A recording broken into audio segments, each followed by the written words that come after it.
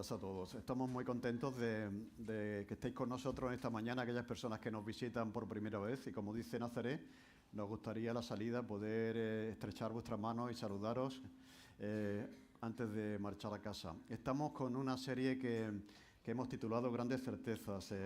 La verdad es que es una palabra sumamente interesante, certezas en un mundo de incertidumbre, muchas veces de mentira, de inseguridades, pero los cristianos creemos que en la Biblia hay cientos y cientos de certezas. Si conocemos a Dios, realmente vamos a encontrar muchas certezas, muchas verdades que no cambian, que son verdad, ¿de acuerdo?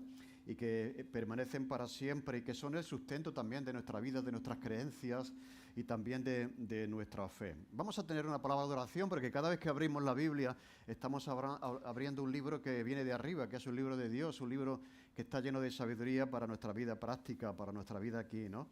Y vamos a orar. Señor, gracias por tu palabra, porque en ella, como decimos, encontramos verdades que vienen de ti, Señor, y de tu persona, de la persona de Jesús, que nos dan seguridad, que nos dan sentido y que nos dan certeza a muchas de nuestras preguntas y de nuestras inquietudes, Señor. Ayúdanos a acercarnos con respeto, con reverencia a tu palabra y poder aprender en esta mañana acerca de otra certeza que tú nos traes. En el nombre de Jesús. Amén. Amén. Muy bien, hoy vamos a ver un caso interesante de certeza que tiene que ver con el conocimiento que podemos tener nosotros de nosotros mismos. Hoy se habla mucho de conócete a ti mismo, ¿no? Y vamos a hablar de una certeza que tiene Pablo acerca del conocimiento que él tenía de sí mismo, de lo que está pasando dentro de su ser interior y que nosotros podemos también, pienso yo, identificarnos con él. Vamos a ver esa certeza aquí en la pantalla y dice lo siguiente. Porque yo sé, estamos viendo en la serie afirmaciones del autor que dice yo sé, ¿de acuerdo? Yo lo sé. Dice, porque yo sé que en mí, esto es, en mi carne, no mora el bien. Porque el querer el bien está en mí. El querer el bien está en mí, pero no el hacerlo. Porque no hago el bien que quiero, sino el mal que no quiero, eso hago. Y yo lo sé. Yo lo sé. Pablo se conoce a sí mismo y esta es su conclusión. Y yo ahora os diría, ¿quién está de acuerdo con Pablo?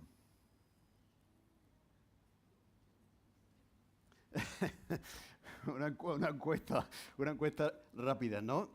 Yo creo que vamos a ver a lo largo de este tiempo que esta certeza de Pablo es real también para todo ser humano. Yo sé que en mí, dentro de mí, en mi carne, en mi ser interior, no mora el bien, porque el querer el bien está en mí, pero no el hacerlo, porque no hago el bien que quiero, sino el mal que no quiero, eso es lo que termino haciendo. Este texto es de aquellos textos en los cuales no solamente leemos un texto, sino que el texto nos lee a nosotros. Alguien decía que no leemos la Biblia, sino que la Biblia nos lee a nosotros. Por eso la Biblia es tan interesante. Lejos de aquella idea de que esto es un libro religioso para gente religiosa. Si tú lees la Biblia, te darás cuenta que es completamente diferente al resto de la literatura universal. Y que no solamente la leemos, sino que ella nos lee a nosotros y también nos dice la verdad. Y por eso yo creo en el cristianismo y por eso yo soy cristiano, por este texto, entre otros. Porque yo sé que esto es cierto dentro de mí. Vamos a ver el contexto en el que Pablo hace esa afirmación acerca del conocimiento que él tiene de su ser interior. Capítulo 7 de Romanos, versículo 14 al 25. Porque sabemos que la ley es espiritual, mas yo soy carnal, vendido o esclavo del pecado. Porque lo que hago no lo entiendo, pues no hago lo que quiero, sino lo que aborrezco, eso hago. Y si lo que no quiero, esto hago, apruebo que la ley sea buena, de manera que ya no soy yo quien hace aquello, sino el pecado que mora en mí. Y yo sé que en mí, el texto que hemos leído, esto es, en mi carne no mora el bien, porque el querer el bien está en mí, pero no el hacerlo, porque no hago el bien que quiero, sino el mal que no quiero, eso es lo que hago. Y si hago lo que no quiero, ya no lo hago yo, sino el pecado que mora en mí. Así que queriendo yo hacer el bien, hallo esta ley que el mal está en mí. Porque según el hombre interior, me deleito en la ley de Dios, pero veo otra ley en mis miembros, dentro de mí, que se rebela contra la ley de mi mente y me lleva cautivo a la ley del pecado que está en mis miembros. Ante esta realidad termina diciendo, miserable de mí, ¿quién me librará de este cuerpo de muerte? Más gracias doy a Dios por Jesucristo, Señor nuestro. Así que yo mismo con la mente sirvo a la ley de Dios, mas con la carne a la ley del pecado. Mira, este es un texto sumamente profundo que hay que leer varias veces, que viene en el libro de Romanos, y el libro de Romanos es un libro sumamente profundo que hay que leer varias veces. Pero es una reflexión sumamente inigualable de lo que Pablo está diciendo que pasa dentro de él, ¿de acuerdo? Viene haciendo hasta aquí el contexto, siempre sabemos, hay que interpretar un versículo en su contexto. Pablo lo que viene haciendo es una reflexión muy profunda de la ley de Dios, de los 10 mandamientos y el papel que tiene la ley de Dios en la revelación divina y en la salvación. Pablo está diciendo, si yo cumplo con los 10 mandamientos, podré ser salvo, seré salvo. ¿Cuál es el papel que tienen los mandamientos de Moisés, los 10 mandamientos que todos conocemos, en el plan de salvación de Dios? Y Pablo, en el capítulo 7, versículo 7a, dice, si no fuera por la ley, si no fuera porque existen los 10 mandamientos, no me habría dado cuenta de lo que es el pecado. ¿De acuerdo? Es como si no existieran las leyes de tráfico, no sabríamos si hemos de saltarnos un stop o no, si sería bueno o malo, porque no sabemos lo que es un stop, ¿me entendéis? Entonces, gracias a la ley, yo me doy cuenta de lo que es el pecado. Por ejemplo, pone un ejemplo, nunca habría sabido lo que es codiciar si la ley no me hubiera dicho, no codicies. La ley te dice, no codiciarás, y ahora que yo sé que eso no debo hacerlo, sin embargo, lo hago aún más. Aquello de que nos gusta saltarnos la ley, ¿no? O sea, todo lo que está prohibido, eso pasa también en la juventud, ¿no? O sea, si está prohibido, lo voy a hacer, ¿me entendéis? O sea, eso, la ley te dice que esto no está bien, pero cuando tú tienes eso, dices, pues me salto el stop, ¿de acuerdo? ¿De acuerdo? Pablo dice, la ley me dice que no codicie, pero yo descubro que codicio todavía más. Porque eso está dentro de mí. Ahora, esta reflexión que está haciendo Pablo genera la siguiente pregunta. ¿Pablo está hablando de él? ¿Está hablando de otro? ¿Está hablando de su vida antes de conocer a Cristo? ¿O está hablando de su propia realidad como creyente? ¿De acuerdo? Hay algunos que dicen que, claro, una persona como Pablo, un creyente tan firme como él, no puede tener esta contradicción, esta lucha dentro de él. Por lo tanto, no se refiere a él, sino que se refiere a una persona que no es cristiana, que no es creyente. ¿Tú qué piensas? ¿Se refiere a él o se está refiriendo a él antes de ser creyente o se refiere a otra persona mencionando sus luchas interiores porque un creyente no puede tener estas luchas? Bien, los verbos que utiliza Pablo aquí están en tiempo presente. Lo que hago yo, dice, no lo que hace otro, lo que hago yo. No hago lo que quiero yo, sino lo que no quiero. ¿De acuerdo? Y termina diciendo, miserable de mí, no miserable el otro. O no, qué miserable era antes de conocer a Cristo. Dice, miserable de mí. ¿Me entendéis, no? ¿Vale? Entonces, está hablando de Pablo. Está hablando perfectamente de Pablo. Hay cosas aquí muy interesantes, muy profundas en este capítulo, que no tendríamos el tiempo de desarrollar en un mensaje como este. En el libro de Romanos, todo el libro es sumamente interesante, muy profundo, pero vamos a centrarnos concretamente en la certeza que Pablo tiene de sí mismo ¿de acuerdo? Y de su conflicto interior que se está dando. Yo sé que en mí, en él, esto es, en mi carne, no mora el bien.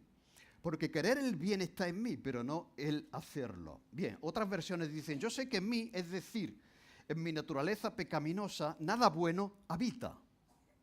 Otra traducción dice, pues soy consciente de que en lo que respecta a mis desordenados apetitos, no es el bien lo que prevalece en mí. Y es que estando a mi alcance querer lo bueno, me resulta imposible realizarlo. ¿Te pasa esto a ti? A mí me pasa esto. Otra versión dice, yo sé que en mí, es decir, en mi naturaleza pecaminosa, no existe nada bueno.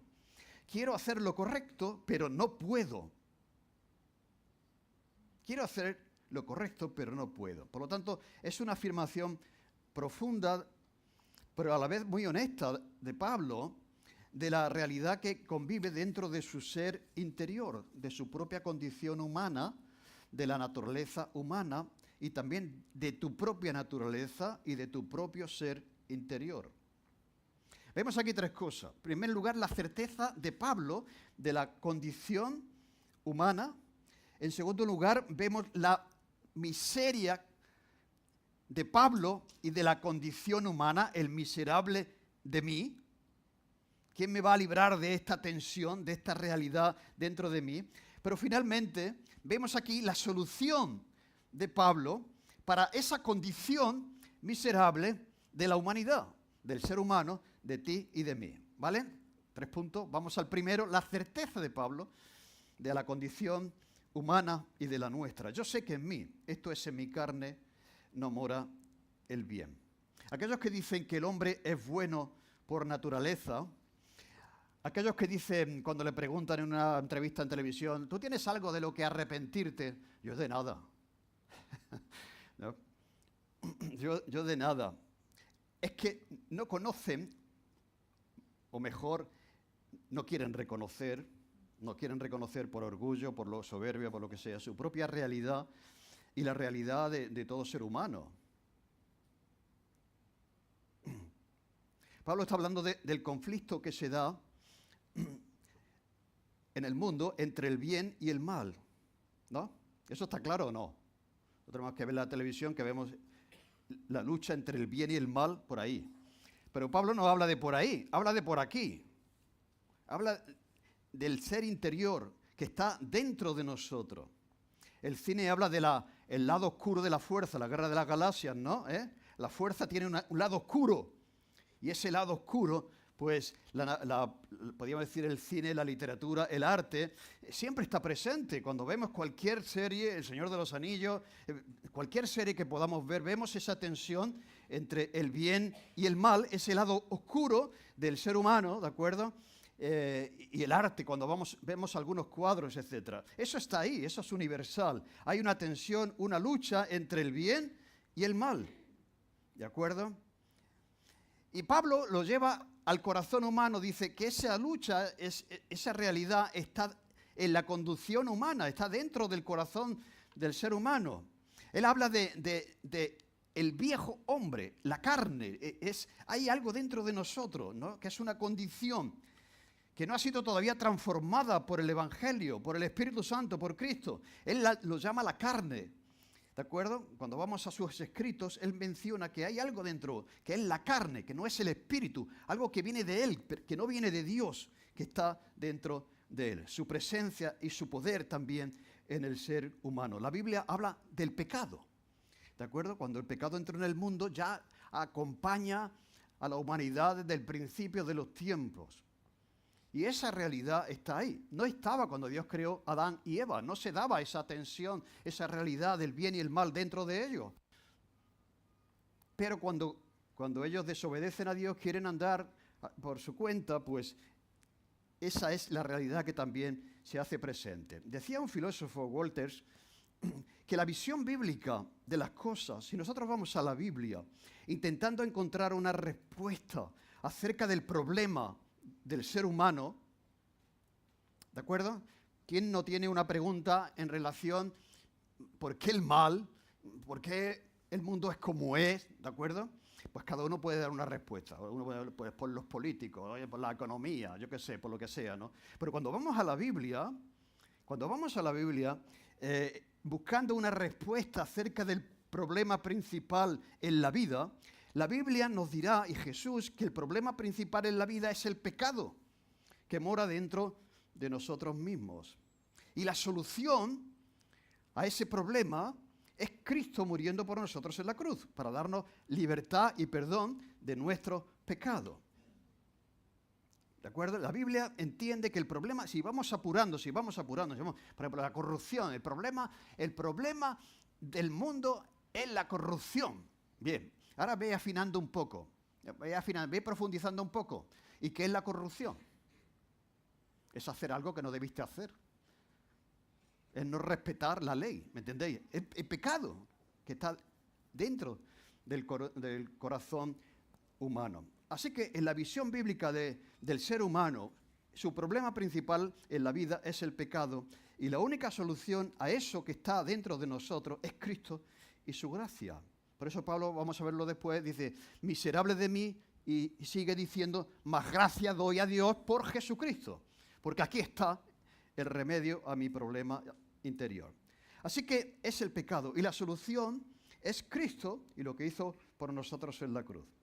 Y sin embargo, nos empeñamos en identificar otra cosa como el problema principal del hombre, y que no sea Cristo muriendo en la cruz por nosotros, por nuestros pecados, el remedio. ¿Vale? O sea, ¿me entendéis? Entonces, no, el problema principal es que yo tengo un problema de autoestima. ¿Vale? Pues entonces, la solución es un psicólogo. ¿Me entiendes? Pero no es Cristo. Es que yo tengo sentimientos de culpa. Pues te vas a un psiquiatra. La solución es una pastilla. ¿Me entendéis? ¿Me entendéis? Entonces, no querer reconocer la verdad, que en el fondo el problema principal es lo que dice Pablo, que el mal habita en mí. Pero ¿quién me va a librar de esto? Que no puedo yo solo, ¿vale? Entonces, para Pablo está claro, para Jesús está claro. El pecado, dice Jesús, no está fuera, sino que está dentro de ti, en tu propio corazón. Pero hay que ser suficientemente valiente para decir lo que Pablo escribió para que todo el mundo lo leyera. Yo sé que en mi carne no mora el bien. ¿Quién es capaz de decir eso? Cuando todos queremos dar la imagen de que somos santos, ¿no? Hay que ser valiente para reconocer esa verdad que Pablo dice y hace. Reconocer la realidad del pecado dentro de él, no en el mundo, no en los políticos, no en los economistas, no en los otros, sino el pecado de él, dentro de él. Así que el pecado, según la Biblia, es real y existe. Y si eres honesto y te miras dentro, también puedes decir lo mismo que dijo Pablo. Yo sé que dentro de mí hay algo que yo sé que lo que debería hacer es eso, pero no lo hago. Pero por orgullo nos cuesta reconocer esa realidad dentro de nosotros. Así que ese es el problema principal de la humanidad, el problema del hombre. Y de ahí surgen todos los demás problemas. Por eso necesita el ser humano ser salvo de sí mismo y del pecado que nos puede dentro de nosotros. Y a eso vino Jesús. ¿Os acordáis cuando Jesús, antes de nacer, se apareció el ángel a José y dice, no temas recibir a María, va a dar a luz un hijo y llamará su nombre Jesús, porque él salvará a su pueblo de su pecado? O sea, el nombre de Jesús significa Dios salva. Y la solución es Cristo para el problema del pecado. No es la filosofía, no es la psicología, no es la economía, no es la política. Es Cristo. Él ha venido a salvar a su pueblo de sus pecados. Por eso Pablo llega a decir, yo sé que en mí, esto es en mi carne, no mora el bien. Mira dentro de él y encuentra cosas que no les gustan. ¿Hay cosas que no te gustan dentro de ti?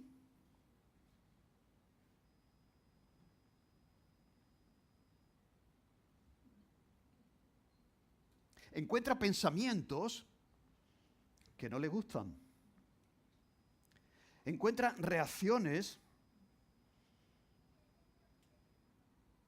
que no le gustan. Y encuentra acciones que no están bien. Y eso está dentro de ti, lo reconozcas o no. Y esta realidad dentro de nosotros es tan poderosa que tira de nosotros.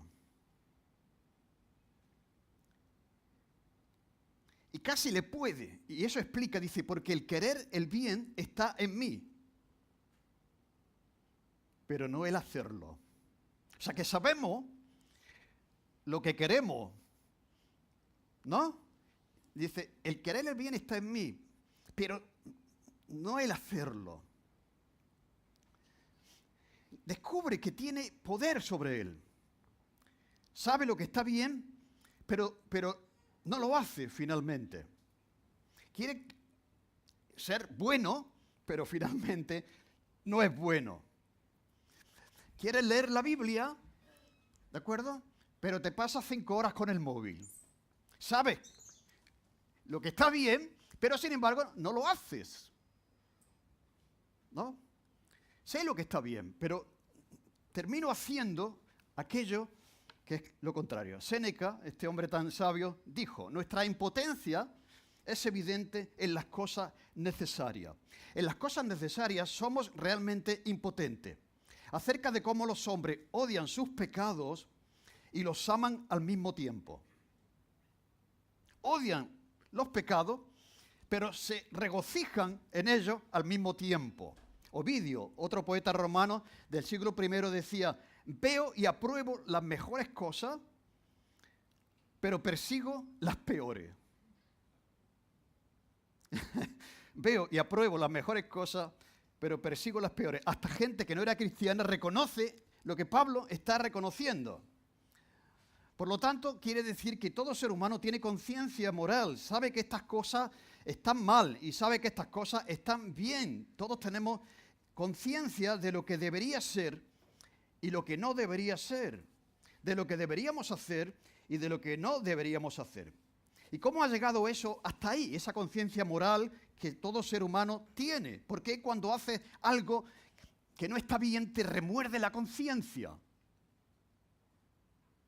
Porque Dios te ha puesto, en Romanos se habla también de eso, su ley en su corazón, en tu corazón, que te reprende y te sientes mal porque estás transgrediendo la ley de Dios. Romanos 2:15, mostrando la obra de la ley escrita en sus corazones, dando testimonio de su conciencia y acusándoles o defendiéndoles su razonamiento. O sea, el pecado entra por Adán y Eva, que no eran pecadores, que no tenían esta tensión, que el pecado no moraba en ellos, pero a partir de ahí vemos que el pecado se manifiesta en ellos, se pelean ya, se echan la culpa el uno al otro, luego Caín mata a Abel, el pecado ya se desborda en la humanidad, ¿de acuerdo? Y entonces nosotros tenemos conciencia de esa realidad moral a través de esa conciencia que Dios ha puesto en nosotros. Pero Pablo habla de otra cosa también, la mera observación.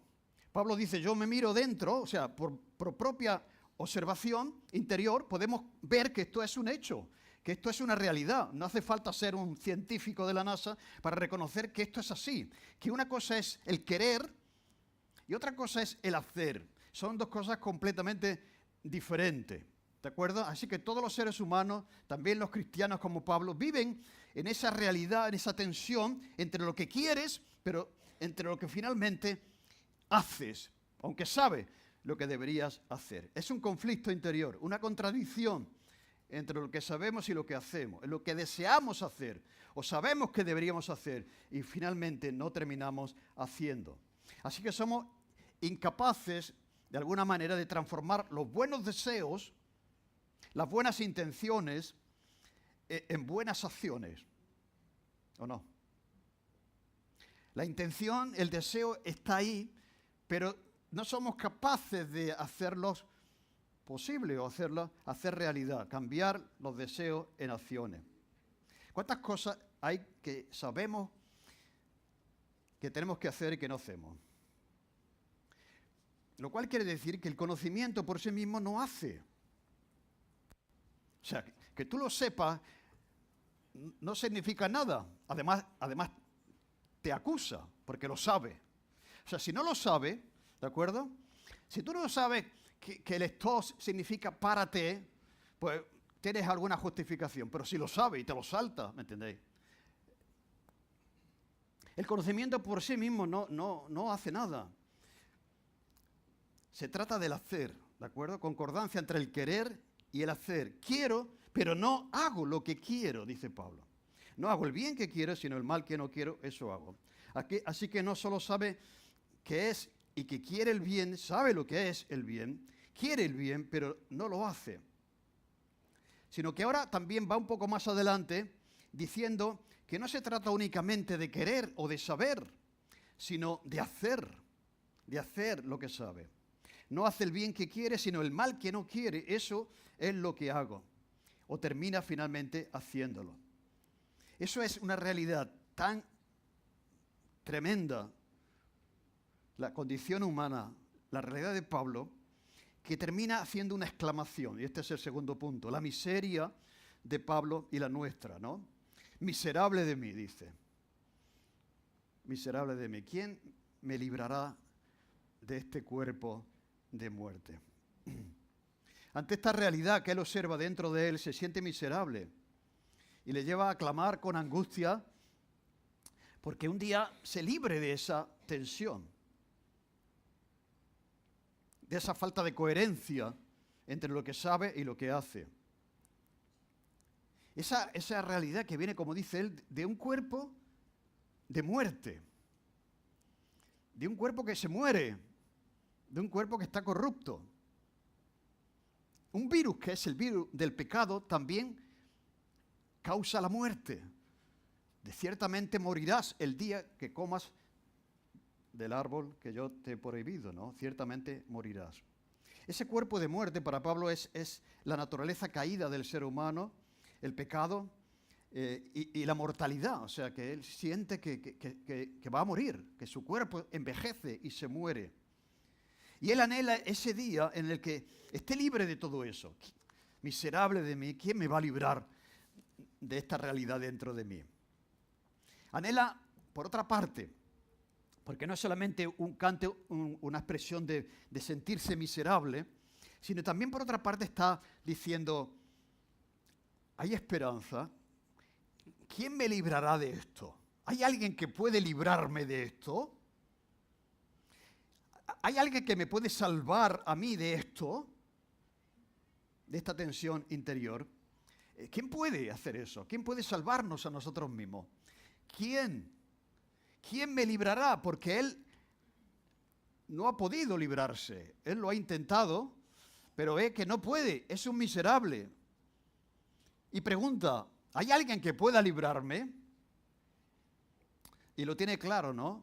Expresa la siguiente certeza. Vamos a ir a Romanos 8, 21, 24, que dice lo siguiente.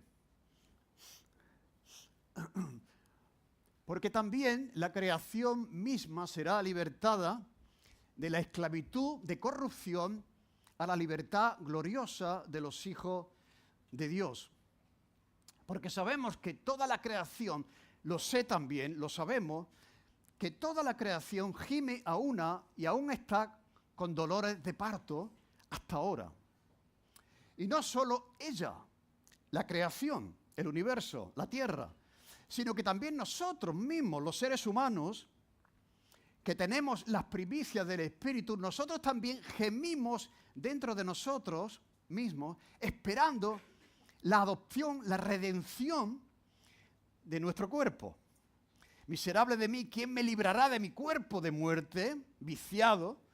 ¿De acuerdo? Pero anhelo, junto con la creación que también sufre la misma contradicción que sufro yo, de que un día seremos liberados, ¿de acuerdo? Lo cual quiere decir, lo que está diciendo Pablo, que hoy estamos luchando con esa realidad, ¿de acuerdo? Pero un día acabará la guerra y terminará en victoria. Terminará en victoria. Es la tensión que Pablo también comenta en Gálatas capítulo 5, versículo 16 al 18. Digo pues, está aquí, ¿no?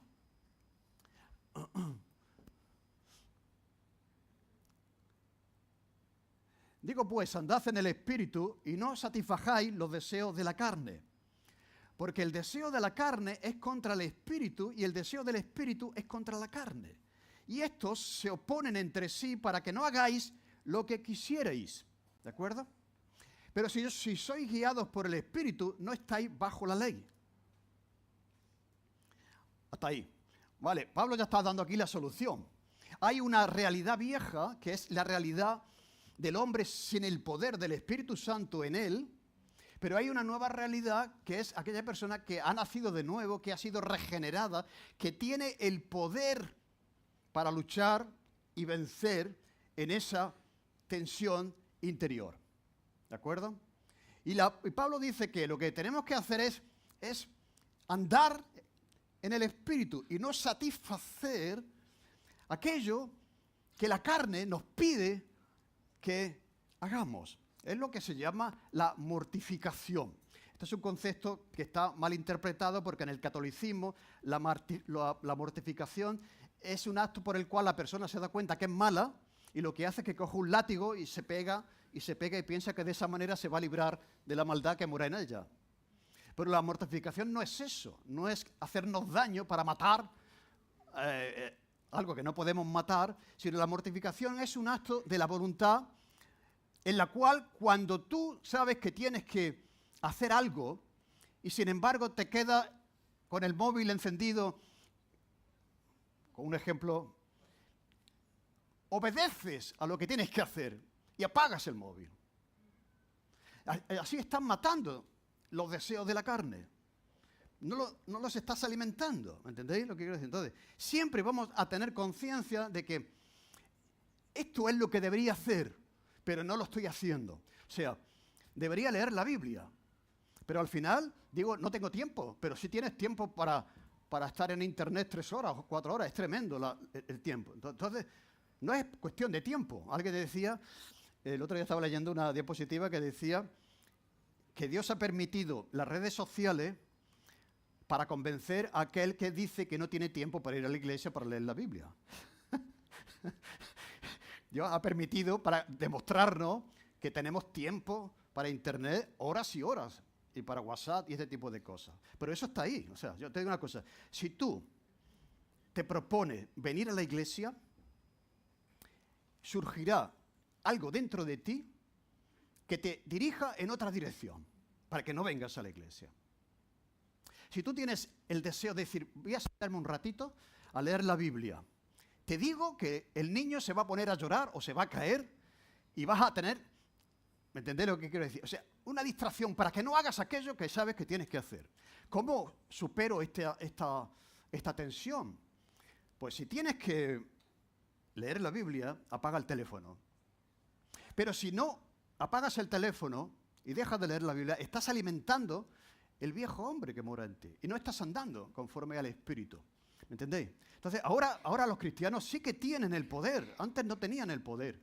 Pero ahora tienen el poder de andar, como dice Pablo, en el Espíritu, no satisfaciendo las obras de la carne. Así que, ¿quién me librará de esto? Pablo lo tiene claro. ¿Alguien lo puede hacer? ¿Quién hará que esta lucha que yo tengo y que sostengo se gane? Ya lo hemos dicho, en esos textos ya Pablo se está anticipando, pero él lo dice en el versículo 25, y este es el tercer punto del mensaje, ¿no? La solución para Pablo y también la solución para ti.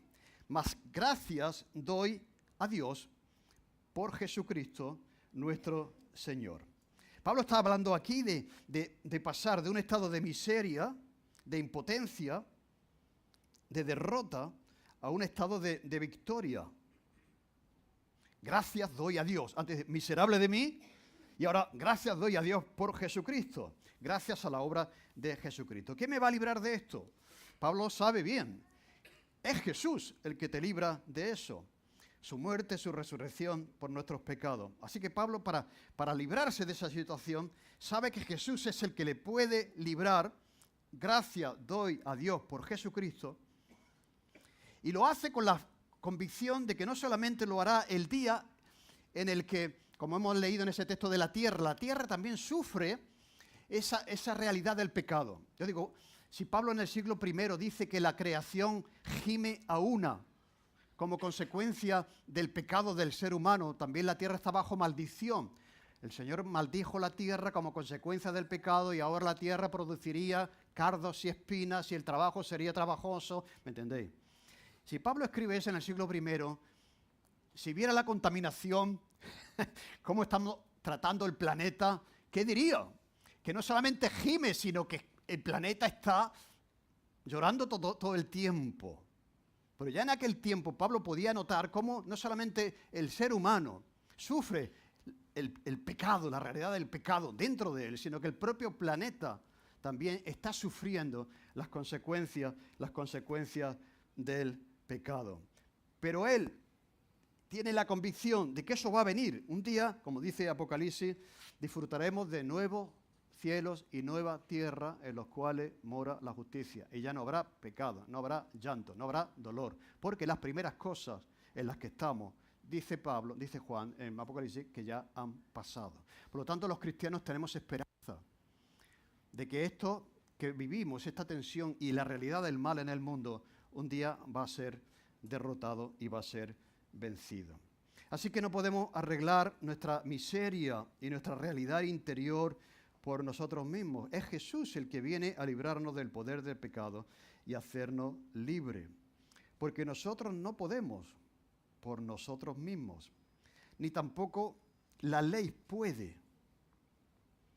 Pablo estaba, como decía al principio, este texto lo dice en el contexto de que ¿cuál es el papel de la ley en la salvación? Pablo lo que dice al final, mira, la ley es el diagnóstico de la enfermedad, pero no es el medicamento. El medicamento es Cristo. O sea, determinadas religiones te dicen, para ser salvo, sé bueno, cumple con los mandamientos. Pero los mandamientos no tienen función de salvación. Ese es el diagnóstico. El medicamento no es el diagnóstico. El medicamento es Cristo y su obra en la cruz. Vino a salvar al ser humano del pecado. ¿Me seguí? Por lo tanto, si tú, por lo que te han enseñado, piensas que tú vas a agradar a Dios, que tú vas a ganar la salvación, por lo bueno que seas, jamás serás suficientemente bueno. Al contrario, si te sometes a la ley como medio de salvación, cada vez serás más culpable y más hundido. Pero ¿con qué propósito está la ley? Para que te diga, eres miserable, eres pecador, pero hay una solución, gracias doy a Dios, no a la ley, sino a Cristo, que ha venido a librarte de lo que la ley te señala. ¿Me entendéis, no? Por lo tanto, la ley tiene una función de diagnosticar la realidad de que el pecado mora en nosotros. Que sabemos que no deberíamos codiciar, pero seguimos codiciando. Que no deberíamos hacer cierto, pero seguimos haciéndolo. Pero no puede ser el medicamento. El medicamento es la obra de Cristo muriendo y resucitando por nuestros pecados. Pero eso acabará un día. Esa batalla, como decía antes, va a acabar en victoria. Y está al principio del capítulo 8 de Romanos, que dice lo siguiente. Ahora pues, Pablo sigue hablando, y es apasionante lo que él dice en Romanos. Dice, ahora pues, ninguna condenación hay para los que están en Cristo Jesús. Los que no andan conforme a la carne, sino conforme al Espíritu. Porque la ley del Espíritu de vida en Cristo me ha librado de la ley del pecado y de la muerte, y podríamos añadir a la que yo estaba sometido antes de conocer a Cristo. Ninguna condenación hay para los que están en Cristo Jesús. Los que no andan conforme a la carne, sino conforme al Espíritu. Porque la ley de vida de Cristo Jesús me ha librado de la ley del pecado y de la muerte. Lo cual quiere decir que si no estás en Cristo, no tienes al Espíritu de Dios, que es el que puede crear un nuevo deseo, un nuevo propósito, una nueva naturaleza en tu ser interior. Solo vives en la carne, en el poder tuyo, por ti mismo, ¿no? Nadie por sí mismo puede salvarse. Si fuera así, ¿para qué vino Cristo? ¿No? Nos habría mandado los 10 mandamientos desde el cielo, cumple con eso y aquí te espero en el cielo para darte la bienvenida, pero no hizo eso. O sea, nos dio los 10 mandamientos para que nos demos cuenta que necesitamos un medicamento que no es la ley, sino que es Cristo muriendo por nosotros en la cruz. Así que si no estamos en Cristo, somos esclavos del pecado y no podemos, nos puede. Pero ahora, si estás en Cristo, dice que Él te ha librado de la ley del pecado y de la muerte. Quiere decir, y esto hay que entenderlo, lo que Cristo viene a hacer no es librarte del pecado, puesto que somos pecadores, pero sí del poder del pecado con el que no podíamos, ¿me entendéis? O sea, no quiere decir que te conoces al Señor y ya eres un santo pleno, que ya no vas a hacer nada malo, vas a seguir haciéndolo, porque conviven en ti el viejo hombre, la vieja naturaleza, pero gracias a Dios doy por Cristo, que vive en mí a través de su Espíritu Santo y que ahora puedo ser una persona regenerada, una persona nueva. ¿De acuerdo? Nos ha librado de la esclavitud del pecado. El pecado nos tenía esclavizado y Él nos ha librado de esa esclavitud. Por lo tanto, ahora puede. Si un creyente dice, es que yo no puedo, o no eres creyente o no quieres, pero puedes porque Cristo te ha liberado del poder del pecado. Pero no andes conforme a la carne, anda conforme al Espíritu. Por lo tanto, hay que ser un valiente, como Pablo, para decir, yo sé que en mí, esto es en mi carne, no mora el bien. ¿Serás tú ese valiente?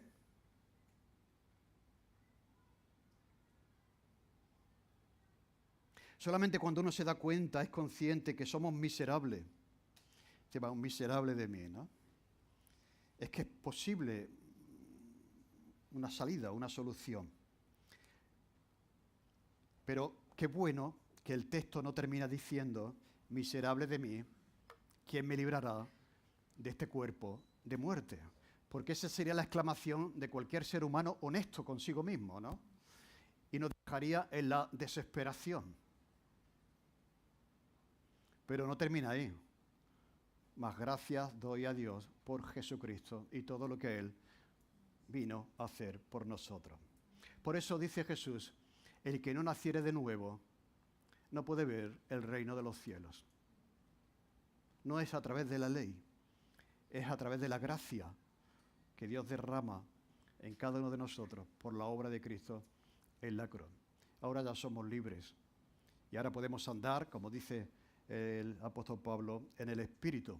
Pero tenemos que seguir luchando, no satisfaciendo, no dándole de comer a los malos deseos, a los deseos de la carne. Eso es la verdadera mortificación. No es que te hagas daño, no es que andes de rodillas hasta sangrar para que de esta manera librarte de esa ley que mora dentro de ti.